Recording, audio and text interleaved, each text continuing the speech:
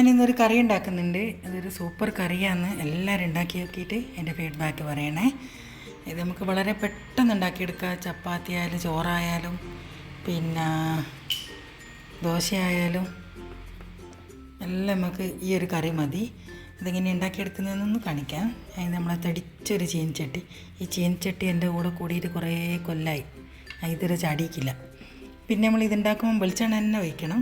വെളിച്ചെണ്ണയാണ് അതിൻ്റെ ടേസ്റ്റ്. ഞാൻ വെള്ളപ്പം ചൂടാനും മീൻ പൊരിക്കാനും വേറെ എന്തെങ്കിലും കറി ഉണ്ടാക്കാനും മുട്ട വറുക്കാനും ഈ ഒരു ചീനച്ചട്ടി തന്നെ എടുക്കുക. ഇത് അലൂമിനിയം അല്ല, ഇരുമ്പല്ല, ഇൻഡാലിയം എന്ന് പറയും. അതാണ് സംഭവം ചീനച്ചട്ടി. തേച്ചാൽ കുറേ വൃത്തിയാവും, പക്ഷേങ്കിൽ കുറച്ച് പാടാന്ന് തേച്ച് എടുക്കാൻ. കുറേയായി, 10-30 കൊല്ലത്തോളമായി ഈ ചീനച്ചട്ടി. വെളിച്ചെണ്ണ ചൂടായിക്കൊണ്ട് ഇനി കുറച്ച് കടുക് ഇട്ട് കൊടുക്കുക. പൊട്ടിക്കഴിഞ്ഞാൽ നമുക്ക് വെളുത്തുള്ളി ഇട്ട് കൊടുക്കുക. പിന്നെ വറ്റൽ മുളക്, കടുക് പൊട്ടി ഏകദേശം ഞാൻ 2 വറ്റൽ മുളക് ഇട്ട് കൊടുക്കുന്നുണ്ട്. ഇത് നമുക്ക് കോരി എടുക്കണം. അത് കോരി മാറ്റി ഇനി നമുക്ക് ഇട്ട് കൊടുക്കേണ്ട വെളുത്തുള്ളിയാണ്. അതധികം പൊരിയണ്ട, ചതക്ക് ഒന്നും കുത്തി കൊടുത്താൽ മതി. അധികം അരഞ്ഞും പോകണ്ട, ചതഞ്ഞു പോകണ്ട. ഞാനിത് ലൈറ്റില്ലാത്തതുകൊണ്ട് എമർജൻസി എടുത്ത് കൈ പിടിച്ചാൽ അപ്പോൾ നല്ലോണം കളറ് കാണുന്നുള്ളൂ. ഉപ്പിട്ട് കൊടുത്തിട്ടുണ്ട്. നല്ലോണം ഒന്ന് വാടി വന്നോട്ടെ, ഒന്ന് മൂടി വെക്കാം. ഇനി കുറച്ച് നല്ലോണം ഒന്ന് വെള്ളം ഇറങ്ങി വരും, അതുവരെ വാടട്ടെ. ഒരു 3 വലിയ തക്കാളി അതടുത്ത്. വീഡിയോ കൈ ഇളകുമ്പോൾ ഇടയിലോ പോകുന്നുണ്ട്. മൂടി ഒന്ന് തുറന്നു നോക്കട്ടെ, എന്താ സ്ഥിതി നോക്കട്ടെ.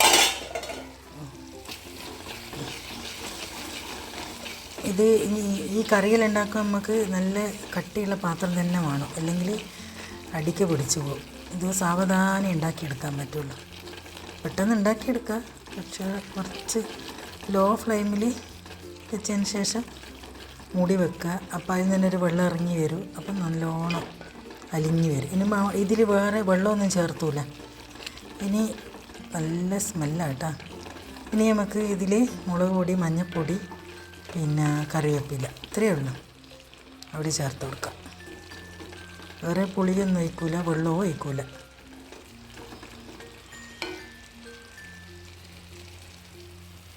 കറിവേപ്പില ഇട്ട് കൊടുത്തിട്ടുണ്ട്. പിന്നെ ഇതാ മഞ്ഞളുടെ പൊടി, പിന്നെ ഇത് കാശ്മീരി മുളക് പൊടി, നമ്മളെ സാധാ മുളകില്ല, രണ്ടും കൂടി മിക്സാണ്. അതും കൂടി ഇട്ട് കൊടുക്കുക. ആ എണ്ണയ്ക്ക് തന്നെ മുളക് നല്ലോണം വെന്തോളും. പിന്നെ ആ മുളകിൻ്റെ ഒരു കുത്തലുണ്ടല്ലോ, അതുണ്ടാവില്ല.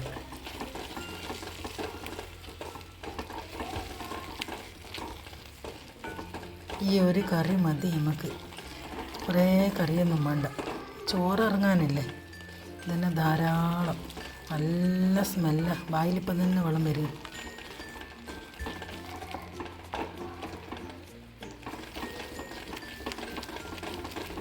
ഇനി ഇതൊന്ന് തീ കൂട്ടണ്ട, നമ്മൾ കൈ വെച്ചിട്ട് മുളകൊന്ന് വേണ്ടേ കുറച്ച് നേരം ഒന്ന് ഇളക്കി കൊടുക്കുക. എന്നിട്ട് ഒന്ന് നോക്കാം എങ്ങനെയുണ്ട്, ഉപ്പും എരിവ് കൂടുതലുണ്ടോ കുറവുണ്ടോ എന്നെല്ലാം. എരിവ് കൂടുമൊന്നുമില്ല. തക്കാളി ഉണ്ടല്ലോ, 3 വലിയ തക്കാളിയാണ്. അപ്പോൾ തക്കാളിയൊന്നും തിരിയില്ലല്ലോ അല്ലേ. ഇത് ഉള്ളി വേണ്ട, വെറും തക്കാളി മാത്രം. വെളുത്തുള്ളി, തക്കാളി, വെളിച്ചെണ്ണ, കറിവേപ്പില, കടുക്, പിന്നെ മഞ്ഞൾ, ഉപ്പ്, മുളക്, ഇത്ര തന്നെ. ഒരു 5 മിനിറ്റ് ഇളക്കി കൊടുക്കുക. നല്ല സൂപ്പർ മണമാണ് നേരം.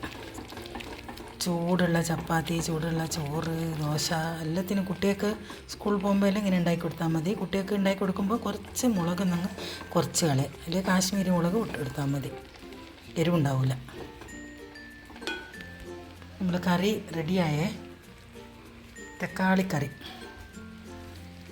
ഒന്ന് തിളവന്ന് കഴിഞ്ഞാൽ നമുക്ക് ഓഫാക്കാം. തീ ഞാനൊന്ന് കൂട്ടി വെച്ചിട്ടുണ്ട്, ഒന്ന് തിളക്കട്ടെ. ഇപ്പം ആ തീ കൂട്ടി വെച്ചത് ഇതുവരെ കുറച്ച് വെച്ചിട്ട് തന്നെ ഉണ്ടാക്കിയത്.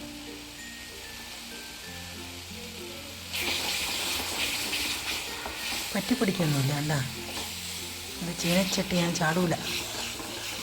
ചീനച്ചട്ടി, അടച്ചമ്പ് ഇവരെല്ലാം കുറേ ആയി എൻ്റെ കൂടെ.